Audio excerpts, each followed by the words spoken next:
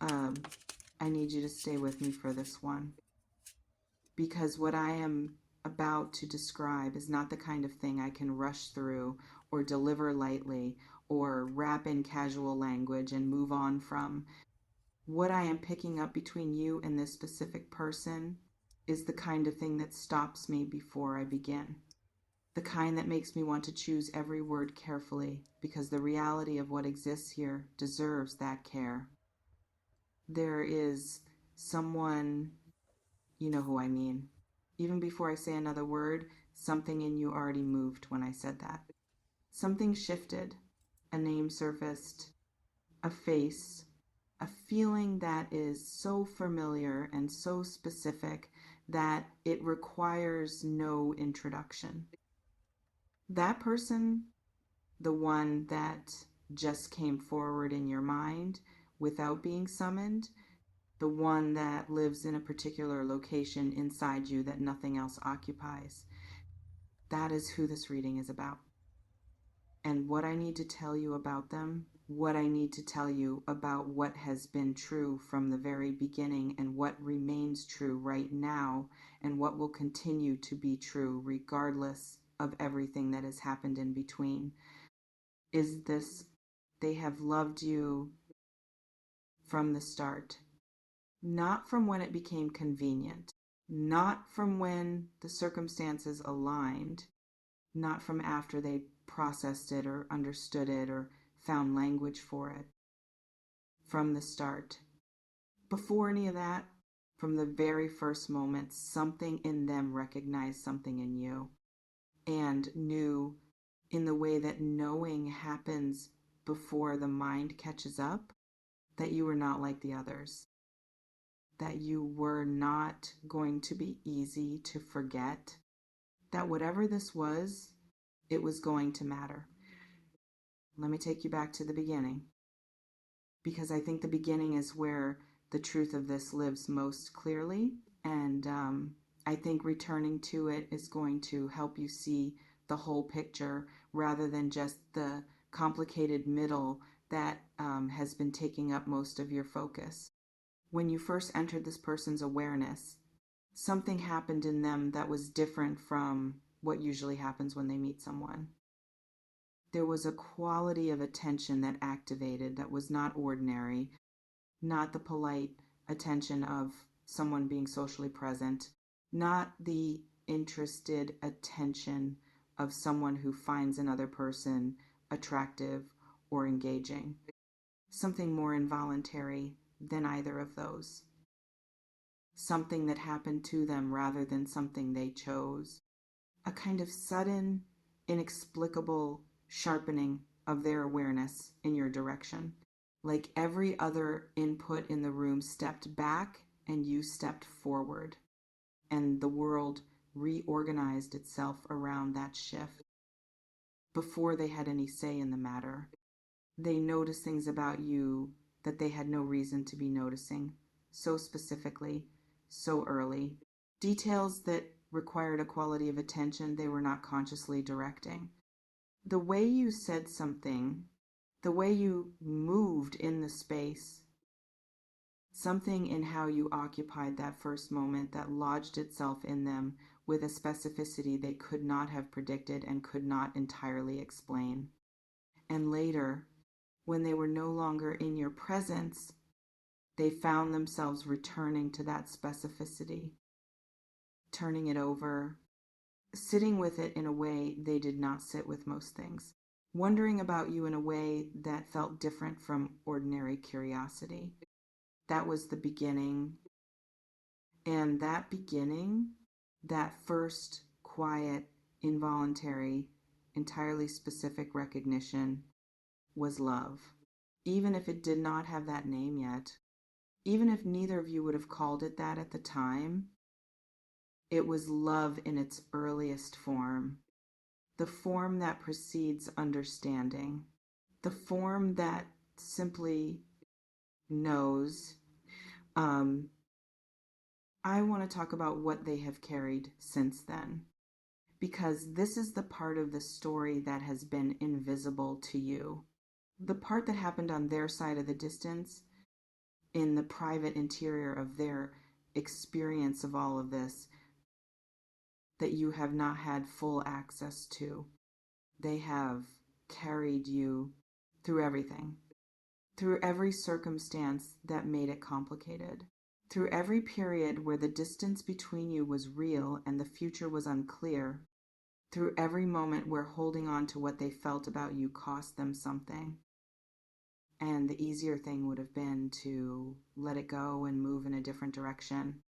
They carried it anyway, not dramatically, not with visible suffering that announced itself, in the quiet way that the deepest feelings are carried in the ordinary days, in the unremarkable moments, in the way that you live alongside something that has simply become part of the fabric of your inner life and cannot be cleanly separated from everything else without changing the texture of everything else.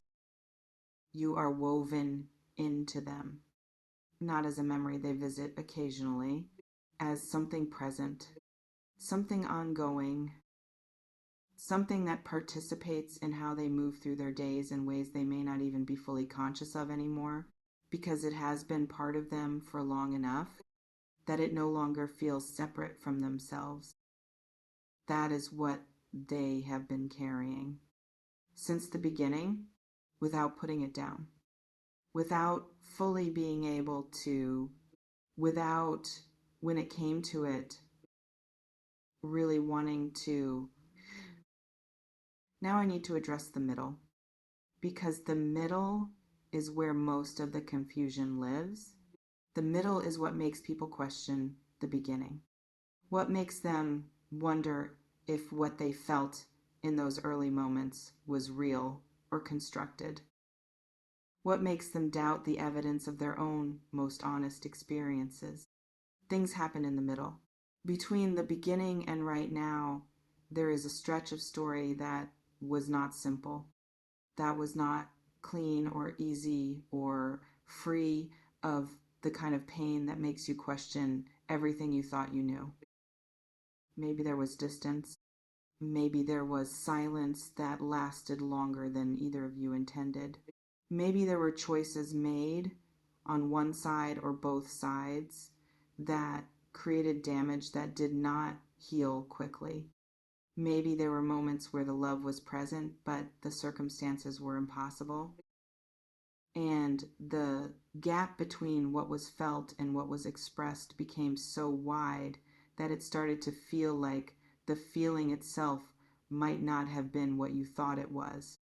I want to speak directly to that doubt, the one that was born in the middle and that has been sitting in you since. The middle does not rewrite the beginning. The complexity of what happened between that first moment and right now does not retroactively change what was true at the start. What was real was real. What was felt was felt. The beginning happened. And it happened the way it happened, with that quality of recognition and that involuntary sharpening of attention and that specific way of being lodged in someone before they even had a chance to decide whether they wanted to be. The middle is not the whole story. It is not even the most important part. It is the part that tested what the beginning established. And what the beginning established survived the test. Not without marks, not without the particular kind of weathering that only sustained difficulty produces, but it survived. It is still here, underneath everything, unchanged in its essential nature, waiting with a patience that defies ordinary explanation for the moment when both of you are ready to let it be what it has always been. Let me tell you about the meant to be dimension of this, because that phrase sits at the center of this reading, and I want to be precise about what I mean by it, because meant to be is another one of those phrases that gets used so often and so loosely that it can start to feel like wishful thinking dressed up as destiny. I do not mean it that way. What I mean by meant to be is something more specific and more grounded than fate in the romantic sense. What I mean is this: there are connections in a life that are generative, that produce something in you that other connections do not produce, that call forward versions of yourself that remain dormant in most other contexts, that create the conditions for you to be more fully yourself than you can manage to be in most other places. And then there are connections that are comfortable but not generative, pleasant but not deepening, safe but not expanding. The kind that do not ask very much of you and therefore do not produce very much in you. What exists between you and this person is the first kind, the generative kind, the kind that asks something of you. That requires you to be more honest, more present, more willing to be seen than you usually are. That produces in you a quality of aliveness that is specific to their presence and not available in quite the same form anywhere else. That is what meant to be actually means. Not that it is easy, not that it is without difficulty or complication or the kind of pain that only things that genuinely matter can produce, but that the specific combination of who you are and who they are creates something together that neither of you creates alone, something that cannot be replicated by substituting someone else, something that when you are honest with yourself, in the quiet moments when the defenses are down and you are not managing anything, is not available with anyone else in quite this way, at quite this depth, with quite this particular quality of feeling like home. I want to talk about what they see in you, not the version of what they see that you can easily accept. The full version, the one that might be harder to receive because it requires you to see yourself the way they see you rather than the way you usually see yourself. They see your depth not as a quality they have decided to attribute to you because they want to see it, as something they have encountered directly, experienced in real exchanges, real moments, real conversations where something in you came forward that most people do not get access to. And that depth, that particular quality of interior life that you carry and that is visible to people who pay the right kind of attention, undid something in them in the very early stages before they were prepared for it. They encountered the reality of who you are before they had built any protection against it. And what they encountered was so genuinely compelling that the protection that arrived afterward was never quite sufficient to fully contain the effect. You got through. Before the walls were fully up, you got in, and once something real gets in before the walls go up, the walls cannot fully do their job anymore. There is always a gap where you exist, always an opening that maintains itself because you are on the other side of it. That is where you live in them. In the gap, their walls cannot close, because closing it would mean closing the part of themselves that recognizes you, and they cannot close that part. They have tried, not because they wanted to lose you, because the alternative, keeping the gap open, keeping you present in that interior space, is an ongoing vulnerability. And sustained vulnerability is hard to live with. But they have lived with it because the alternative, closing the gap, closing you out completely, has never quite been possible. You will not be closed out. not by them, not really, not ever. Let me speak to something that I feel is very present for you right now. A specific kind of tiredness, not physical tiredness, the tiredness of a person who has been holding a feeling for a long time in circumstances that did not make it easy to simply feel it cleanly, who has had to manage it and qualify it and find ways to coexist with it while still functioning in the ordinary dimensions of life, who has had to carry the weight of something unresolved without the relief of resolution, without the clarity that comes when a thing either becomes what it wants to become or ends completely and allows you to grieve it and move into something new. You have been in neither of those places. You have been in the in-between, which is the hardest place because the in-between does not give you the momentum of moving towards something or the finality of having left something behind. It gives you the sustained low-grade difficulty of holding something open without knowing when or whether it will resolve. That tiredness is real. I feel it in your energy. And what I want to tell you about it is this.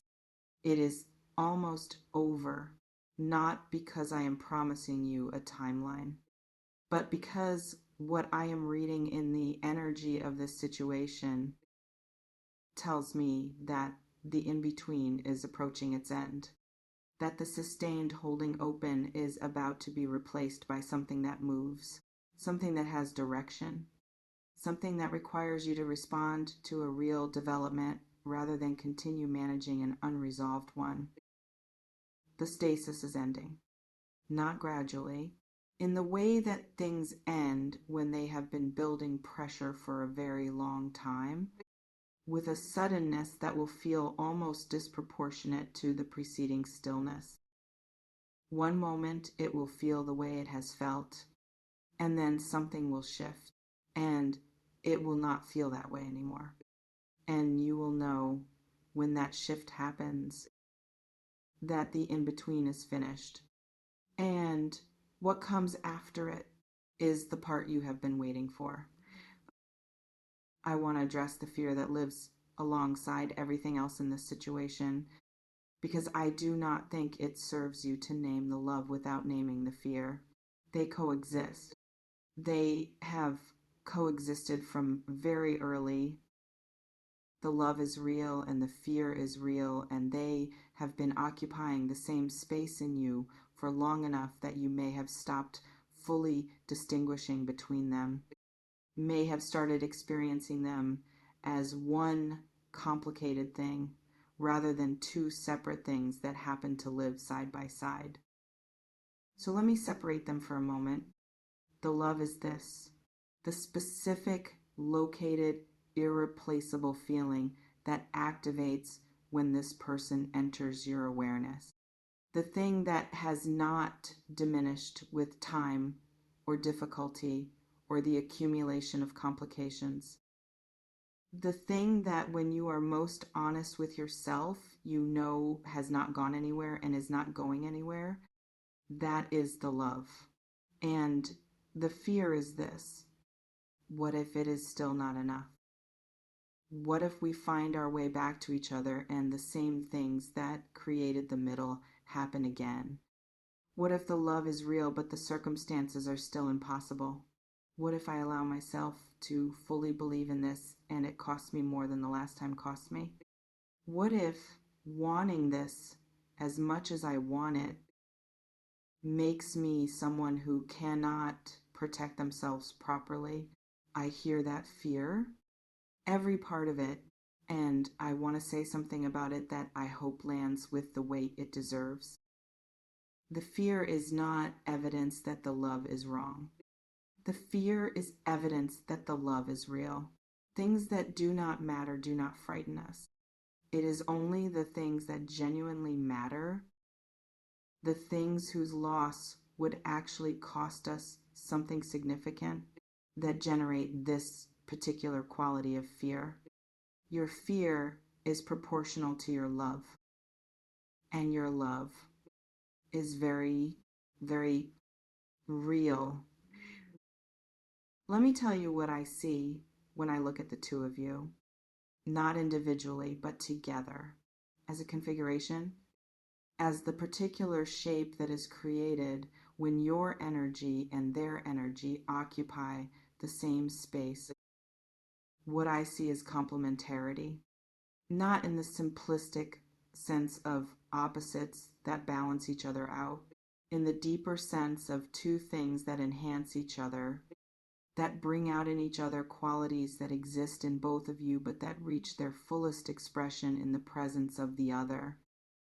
You are better in specific and identifiable ways when they are in your life, not because you need them to be complete, because something about the particular way they see you and engage with you and challenge you and witness you calls forward the fullest version of what you carry. And the same is true for them. You do something for their life that their life does not do on its own. You are a catalyst for something in them, a quality of depth or honesty or presence or courage that exists in them, but that reaches its most developed form when you are in the equation. That mutual enhancement, that specific way of making each other more, that is not common. That is not something that happens with most people. Most connections are additive at best. What you have with this person is multiplicative. The whole is genuinely greater than the sum of the parts. And that kind of connection, when it exists, when it is real and not imagined, when it survives the kind of testing that yours has survived and is still recognizably itself on the other side, does not get replaced. It does not find an equivalent elsewhere. It is what it is. Singular, specific, entirely its own thing. I want to say something about nobody else, because those words are in the title of this reading and they deserve to be addressed directly, not as a romantic declaration, as a description of something you have probably already experienced. You have tried, in whatever ways you have tried, to find the same quality of connection with someone else, to discover that what you feel with this person is reproducible, that if you simply find the right other person, the feeling will be there in the same form and the same depth and with the same quality of recognition. And what you have found every time is that it is not the same. Not because the other people were not good people, not because there was nothing there, but because the particular thing that exists between you and this specific person is not a category of experience that can be recreated with different inputs. It is not transferable. It is not a template that another person can step into and produce the same result. It is entirely, specifically, irreducibly about the two of you. And every time you have encountered that reality through the experience of trying to find it elsewhere and not finding it, the knowledge of this has deepened in you, even when the knowledge was uncomfortable, even when you would have preferred to discover that you were wrong, that it was transferable, that the feeling was about a type rather than a person. That moving on was simply a matter of finding the right replacement. There is no replacement. Not because you are incapable of love in other directions, but because what this is is not replaceable. And some part of you has always known that.